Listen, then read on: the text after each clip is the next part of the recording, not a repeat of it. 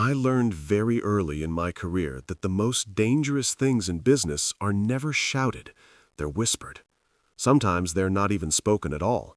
They sit quietly in contracts, in glances exchanged across conference tables, in promises that sound permanent but aren't. And if you're listening closely enough, you can hear the moment everything is about to change before it actually does. My name is Daniel Carter, and for 20 years I gave my life to a firm called Harper Co. Strategies. I joined when I was 35. Back then, the company didn't look impressive. One cramped floor, flickering fluorescent lights, coffee that tasted like regret. Richard Harper, founder, CEO, and self-proclaimed visionary, still answered client calls himself. He liked to remind everyone of that. He liked to remind everyone of everything he had built. And to be fair, he had built something, but he hadn't built it alone. I wasn't loud. I wasn't the guy slapping backs in hallways or giving motivational speeches during quarterly meetings. I was the fixer, the one who stepped in when a client was ready to walk, the one who cleaned up messes quietly so no one had to talk about them later. I built relationships slowly, carefully, trust brick by brick. And during the worst years, when revenue dipped, when competitors circled, when layoffs were whispered, I kept clients from leaving. I kept the lights on. You start to believe something after that. You start to believe loyalty means safety. That was my first mistake. Time moved forward the way it always does. Promotions came. Titles changed. My office got bigger. The windows looked out over the city instead of a brick wall. My team grew. Richard called me family more times than I could count. He said it in front of others. He said it when deals closed. He said it over drinks when his voice softened and his guard dropped. Family doesn't get replaced, right? That belief stayed with me until a Monday morning that felt ordinary in every way that mattered. The calendar said nothing special. The inbox was full. The coffee was still terrible. And yet something felt off.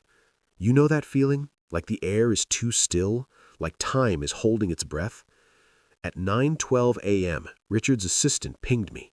Richard wants to see you, now.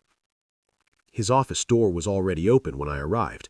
Richard sat behind his desk, hands folded, and beside him, too close, too comfortable, sat Evan Harper, his son. Fresh suit, perfect hair, smile trained in front of mirrors and approval he'd never earned. Richard didn't waste time. He cleared his throat the way people do when they're about to hurt you but want to feel polite about it. "Daniel," he said, "the company needs new energy." New energy. 2 words that erased decades. He kept talking about vision, about legacy, about fresh perspectives, and then he said it. Evan would be taking over my role, my office, my team, my authority, effective immediately. I remember nodding. I remember the room feeling strangely quiet, like someone had turned the volume down on the world.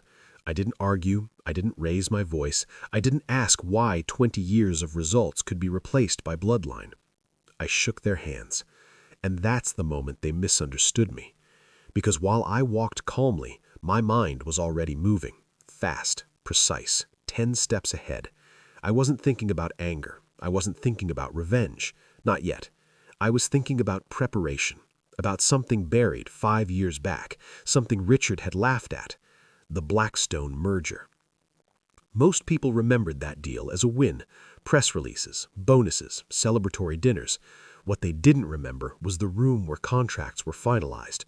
Mark Lewis, head of legal, present, tension thick enough to taste, and me, quietly negotiating one small clause into my agreement.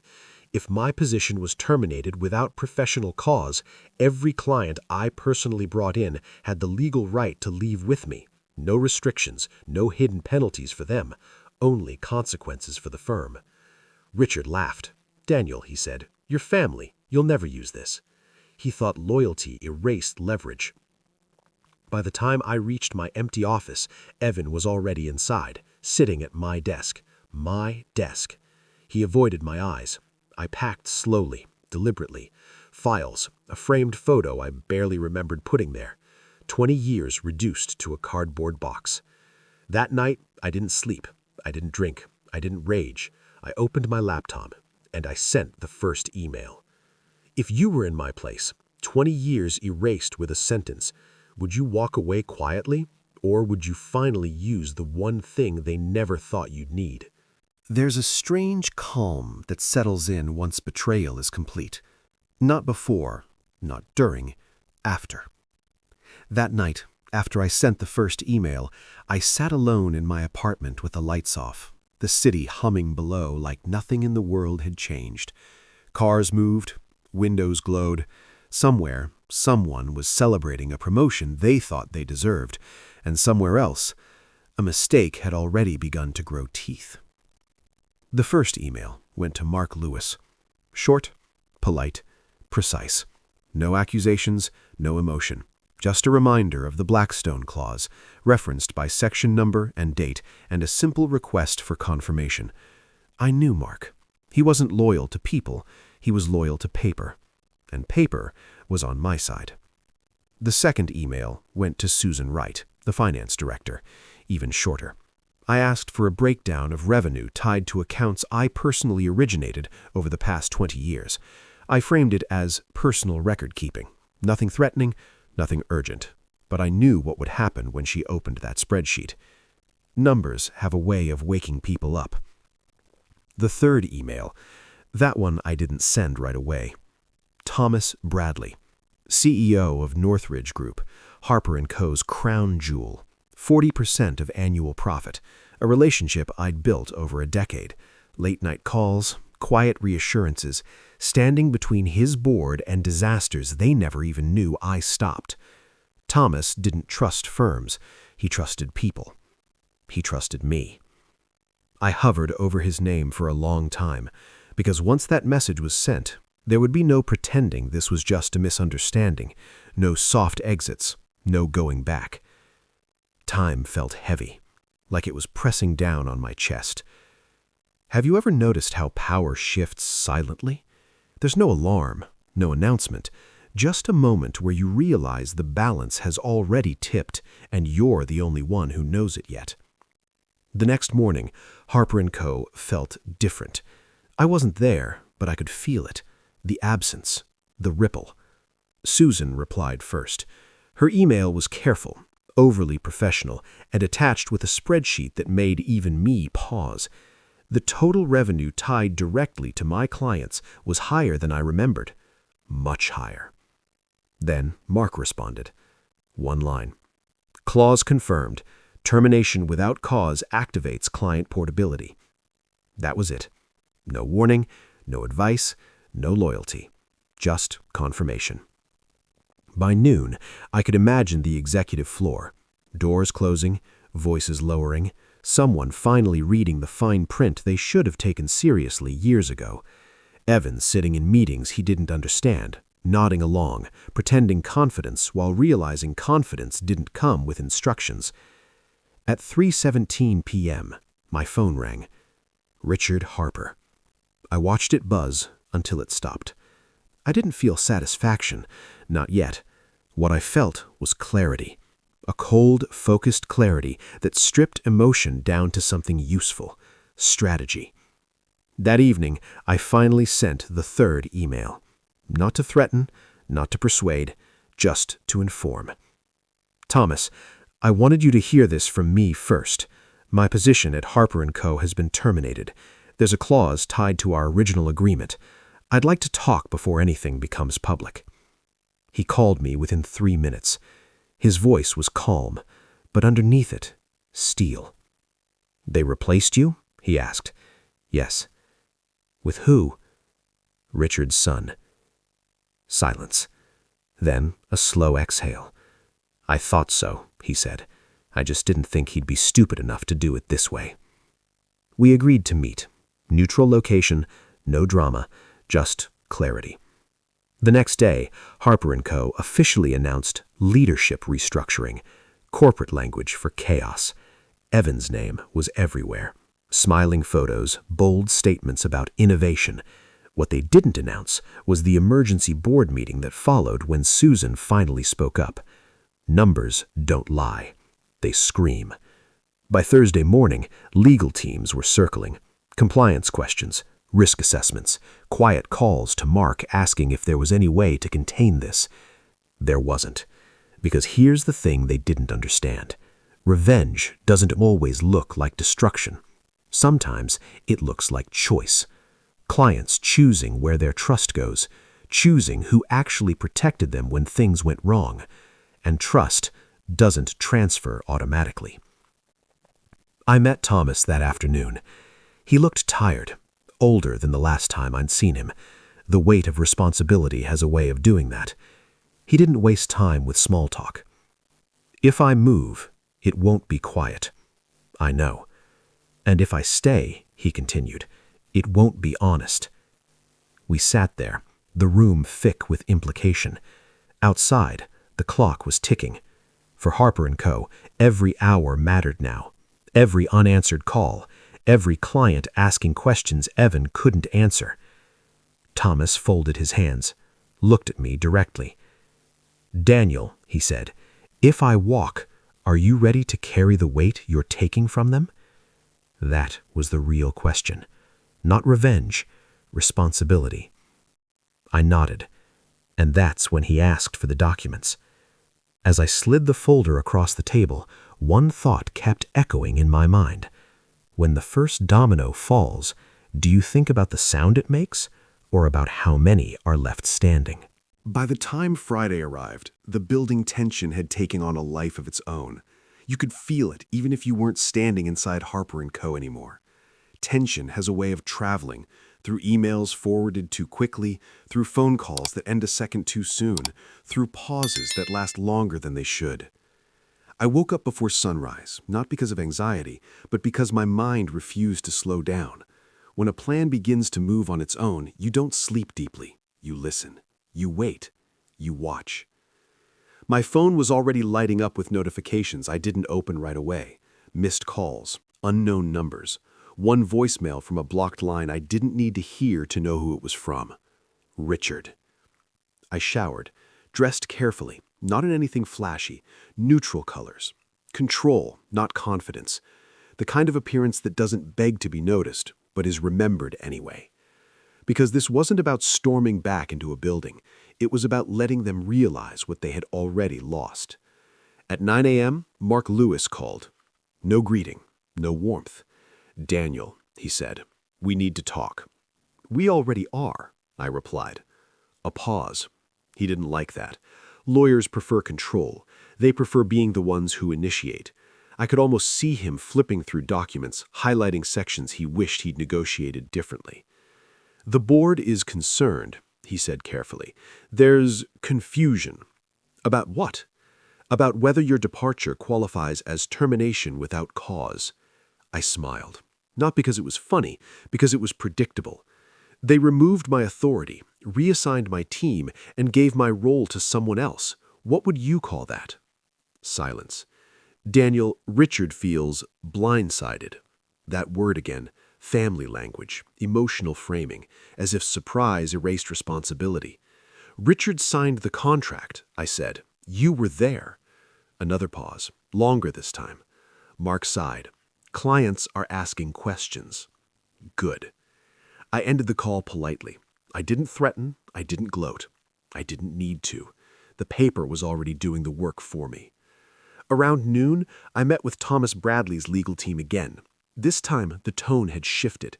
They weren't evaluating options anymore. They were preparing exits, clean ones, strategic ones, the kind that didn't burn bridges publicly, but collapsed them structurally. Thomas watched quietly as his counsel walked through timelines and contingencies. Every once in a while, his eyes would flick to me, not for reassurance, but for alignment. We were aligned. That afternoon, I received an email I hadn't expected from Evan. Subject line, quick chat? 2 words, casual, almost innocent. I stared at it for a full minute before opening it. "Daniel," he wrote, "I think there's been a misunderstanding. I'd really appreciate the chance to talk and clear the air. No lawyers, just us." There it was, the moment where entitlement meets reality and doesn't recognize it. I didn't respond. Because here's something people like Evan never learn early enough. Silence is not avoidance, it's selection. You choose when and if someone deserves access to you. That evening, Harper Co.'s internal memo leaked. Nothing dramatic, just an update about temporary client review processes. But when you know how to read between the lines, you hear the fear. Temporary means unstable. Review means lost control. Susan Wright called me at 7:46 p.m. Her voice was tight, professional, but strained. "Daniel, this is bigger than Richard understands." "I know." "There are at least 3 other clients asking about their rights." I let that settle. "Have you answered them?" I asked. "No," she admitted. "We were advised not to." Advised by who, I wondered. Evan? Or Richard, finally realizing legacy doesn't override law? "Then don't," I said, "but they'll keep asking." After the call, I sat by the window and watched the city darken. Lights coming on floor by floor, each one a reminder of how many decisions were being made without me now, and how many of those decisions were wrong. Inside Harper Co., meetings were stretching longer. Evan was staying late, trying to prove something no one had accused him of yet. That's the thing about unearned power. It forces you to overperform just to survive your own reflection. Near midnight, Thomas sent me a message. They're trying to renegotiate. I wasn't surprised. They offered concessions, personal guarantees, future incentives. I typed back slowly. They're offering you comfort, not stability. A minute passed. Then his reply came. I know. That's when I realized something important. The revenge wasn't coming from me anymore. It was coming from gravity, from choices that naturally fall away from weak foundations. Because when trust breaks, it doesn't shatter all at once. It cracks, then spreads, then everything built on it begins to shift. And as I set my phone down, one thought stayed with me. If they're this desperate to talk now, what do you think they'll offer when the real damage finally shows? By Monday morning, the tone had changed. Not dramatically, not publicly. Harper Co. still looked polished from the outside. Glass walls, confident branding, carefully worded emails about continued excellence. But inside, something fundamental had shifted. The kind of shift you feel before you can explain it. Like standing on a bridge and sensing the weight isn't distributed the way it should be anymore. I knew because the calls had changed. They weren't asking if clients could leave now, they were asking how fast. At 8:06 a.m., Susan Wright emailed again. This time, she didn't hide behind formality. "We need clarity," she wrote, "immediately." I didn't respond right away. Not out of cruelty, out of discipline. Timing matters. When people are panicking, every minute you don't answer forces them to confront the consequences they were hoping to avoid. At 9:30, Mark Lewis called again. His voice sounded different, less rigid, more human. "Daniel," he said, "the board wants to propose a compromise." That word, compromise. "I'm listening," I said. "They're prepared to offer you a consulting role, advisory status, limited authority, but—" "No," I interrupted gently. He paused. "You haven't heard the terms." "I don't need to," I said. "They already showed me the terms that matter." Silence stretched between us. "They're worried about the domino effect," Mark finally admitted. There it was. Not ethics, not loyalty, contagion. One major client leaves, and suddenly others start reviewing contracts, asking questions. Not because they plan to leave, but because they realize they can. And once clients realize they have leverage, they test it. By late morning, Thomas Bradley's legal team had finalized the exit framework. Clean, controlled, no press, no theatrics, just a transition that would quietly remove nearly 40% of Harper Co.'s annual profit over the next 2 quarters. Thomas called me just after noon. "They're calling this a betrayal." "Of course they are," I replied. "They don't have another word that protects their ego." "They asked me what you want," he continued. I leaned back in my chair, looked out the window. "What did they tell you?" I asked. "That they should have asked that question before they replaced you." A faint smile crossed my face. Not satisfaction, recognition. That afternoon, I finally replied to Evan's email. One sentence. "This isn't a misunderstanding. It's a consequence." He replied within seconds. "Can we meet?" I didn't answer. Because this wasn't about educating him. It was about letting him experience the gap between inheritance and leadership, between title and gravity. Meetings don't fix that. Pressure does. Inside Harper Co., pressure was doing its work. An internal review turned into a risk audit. A risk audit turned into emergency projections. Susan presented revised forecasts to the board. Numbers adjusted, then adjusted again, each version worse than the last. Revenue gaps, staffing implications, credit exposure. The room grew quieter with every slide. Evans sat at the head of the table, nodding, asking questions that sounded rehearsed, but the answers weren't. And for the first time, people stopped looking to Richard for reassurance. They looked at the numbers. Richard didn't say much. He didn't have to. His legacy was sitting in front of him, unraveling line by line, spreadsheet by spreadsheet. That evening, my phone rang again. Richard. I answered this time. Daniel, he said, his voice lower than I'd ever heard it. This has gone far enough. I didn't respond immediately. I let the silence speak. We can fix this, he continued. You can come back. We'll make it right. Make what right? I asked calmly. He hesitated. The way this was handled. Not the decision, just the optics. You already made it right, I said. You honored the contract. That's not what I meant, he snapped. I know. That's the problem. He tried again, appealed to history, to loyalty, to everything except accountability. And when that didn't work, his voice cracked. You're hurting people, he said. No, I corrected him. I'm letting the truth surface. The call ended without resolution. That night, Thomas forwarded me a message from another CEO, then another.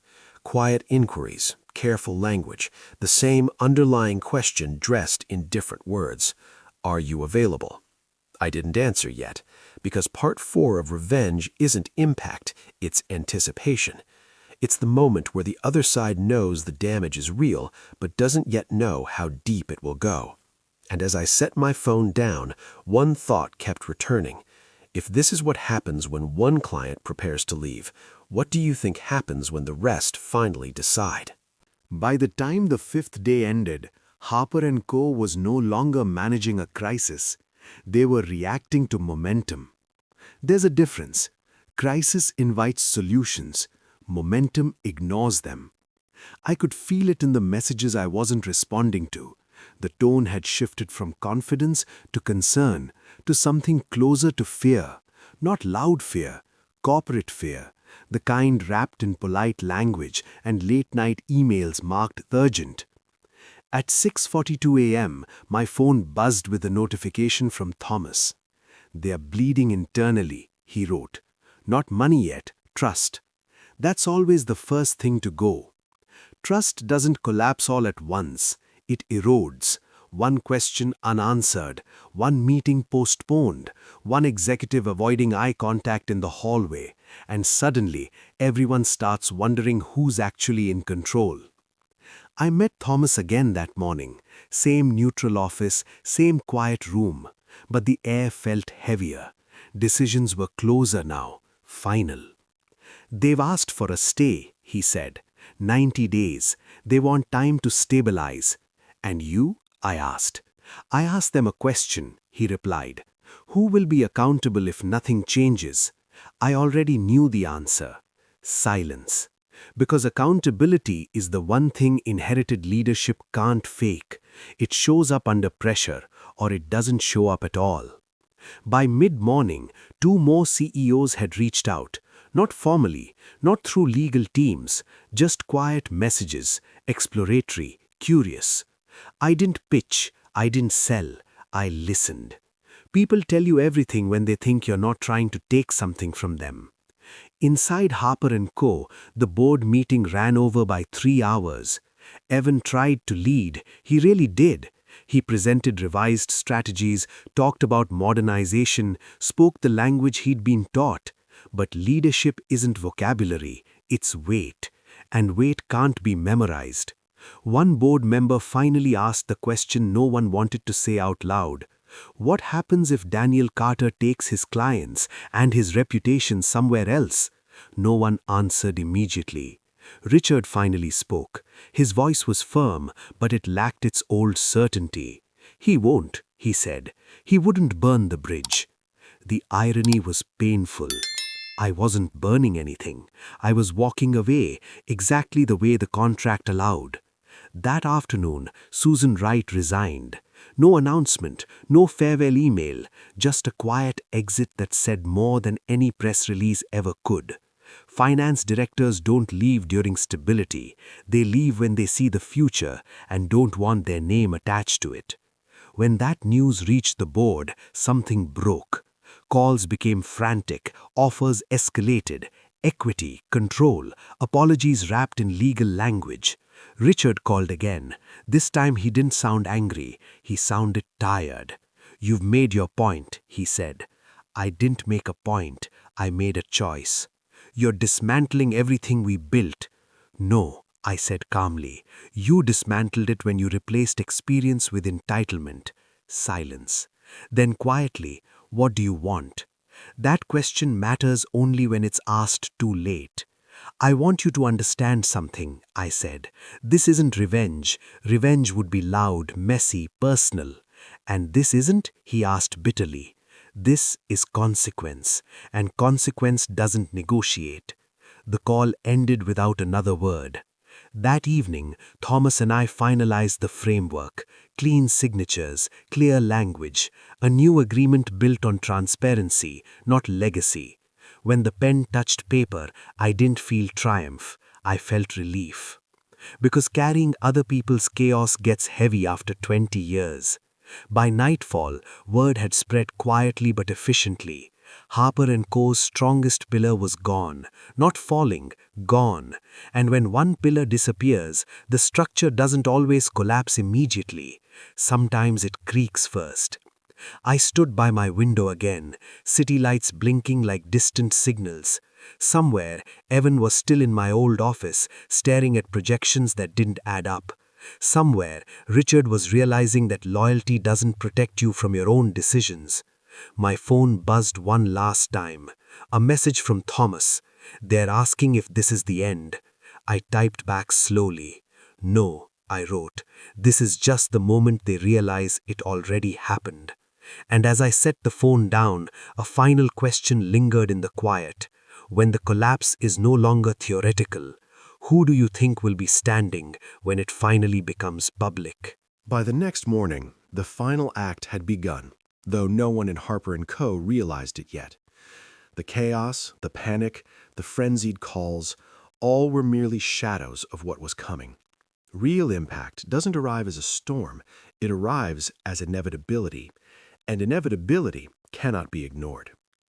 I walked into the office where I was meeting Thomas Bradley one last time. Neutral territory, quiet, empty except for us and the documents that would seal everything. The air was thick with expectation, not tension. By now, the fear of the unknown had been replaced by certainty. Harper Co. couldn't reverse the decisions they didn't understand. They had set themselves up, and the law was executing with precision. Thomas looked at me carefully. "Are you sure this is final?" he asked. I nodded. "It's clean, legal, complete. No loopholes, no debate." He exhaled slowly. "You've given them no choice. That's the point. Choice is irrelevant when the framework is correct." We went over every client, every contract, every clause I had carefully negotiated over the years. For 20 years, I had quietly built value, trust that belonged to no one but me. And now, that trust had finally returned to its rightful place. By noon, the first confirmations began arriving, clients formally resigning their arrangements with Harper Co. and agreeing to terms with me instead. Each email, each signed contract was quiet, but it carried more weight than any shouting, any press release, any public spectacle ever could. I wasn't gloating, I was merely observing, watching the balance of power shift naturally, watching the architecture of entitlement crumble under the gravity of competence. Richard Harper called, not multiple times this time, once, and he didn't leave a message. Evan called a few minutes later. "Daniel, we can work something out. I don't want this to end this way," he said, almost pleading. I paused before replying. It ended the moment leadership was assumed without responsibility, I said simply. This isn't personal, it's professional. Consequences don't negotiate. There was silence, then a faint click as he hung up. By 3 p.m., Thomas and I had finalized the last agreement, $4.2 million secured from Northridge Group, signed and notarized, completely clean. I leaned back in my chair and looked at the folder in front of me. 20 years of work, replaced by entitlement, had been restored, in a way that was lawful, unassailable, and complete. Later that evening, I walked out of Harper Co. for the last time. Not because I wanted to make a spectacle, not because I needed to see their reaction, but because there was nothing left for me there. Richard avoided my eyes, Evans stared at the floor, and in that quiet exit, I realized something I had long suspected but rarely admitted. Real power doesn't scream. It acts, silently, strategically, and it pays in full. Outside, the city lights blurred against the rain-slick streets. I stopped for a moment, hands in pockets, and thought about what this all meant. Loyalty is not protection, titles are not proof, and trust is not transferable. All of it can be built, destroyed, and reclaimed. The lesson etched deeply into every client, every contract, every quiet move over the past week was simple. Underestimate preparation, and you will pay, silently, inevitably, and completely. That night, I looked at the skyline and reflected. If I had acted out of anger, if I had shouted, fought, or tried to humiliate, the impact wouldn't have lasted. The victory wouldn't have endured. The contracts, the clauses, the trust, those were permanent, lawful, final. Revenge doesn't need theatrics. It needs precision, patience, and patience always wins. So here's the question for anyone listening, for anyone who's ever felt betrayed, dismissed, or replaced. If you had a tool, a clause, a safeguard that no one took seriously, would you wait for the right moment or act out of impulse? Because in the end, revenge isn't about being loud, it's about being right. And being right pays in ways entitlement never could.